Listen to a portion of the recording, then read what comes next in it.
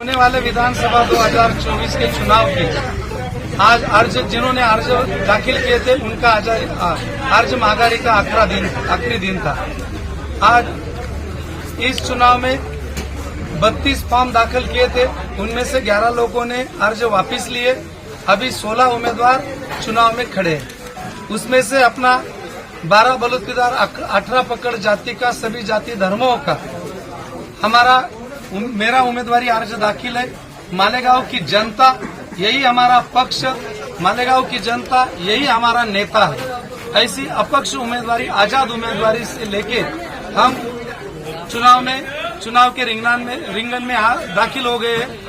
इस चुनाव में हमको रिक्शा निशानी मिली है, बहुत ही बड़ी खुशी की बात है। मालेगांव मध्य में भी रिक्शा निशानी मिली आसिफ साहब को, और हमको भी हमारे सभी नेताओं के आशीर्वाद से मुझे भी अपक्ष में रिक्शा निशानी मिला है।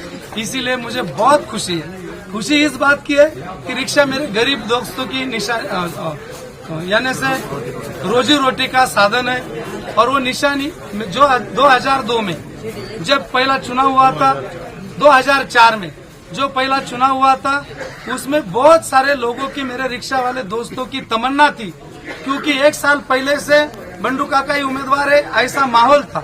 क्योंकि आज जो उम्मीदवार है सामने, उस उम्मीदवार ने 2 वर्ष पहले ही जाहिर शपथ ली थी कि दत्त मंदिर में और वडेल में ऐसे जाहिर जगह पे कि मैं कभी चुनाव लड़ूंगा नहीं, मैं हमेशा सेवा भाव करूंगा और सेवा भाव से ही मेरा काम चलेगा, मेरी जिंदगी में कभी चुनाव लड़ूंगा नहीं। लेकिन उनके दिमाग में दंगल का माहौल देख के ऐसा उनका तमन्ना हुई कि चुनाव लड़ना चाहिए। उनकी सोच बदल गई।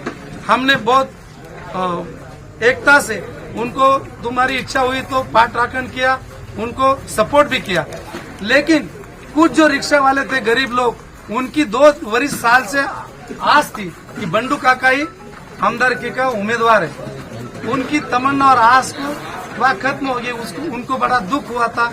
उसमें से राजेंद्र केदा, बच्चा सोयगांव के अनिल पाटिल, सानप चूड़ा वाले रिक्शा वाले सुरेश के चिंतामन, ये सभी रिक्शा चालक थे। कुछ रिक्शा चालकों ने रोया भी था, उनको मैंने समझाकर शांत किया था। आज वही रिक्शा चालकों का सम्मान होते हुए उनकी रिक्शा की निशानी हमें मिली, इस बात की खुशी दुगना है। हम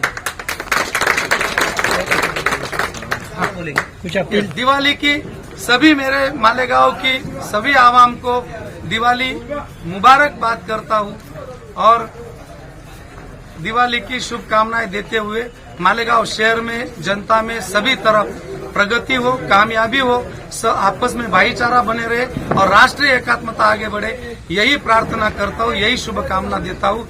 धन्यवाद। जय हिंद, जय मालेगांव, जय बाराबलूती।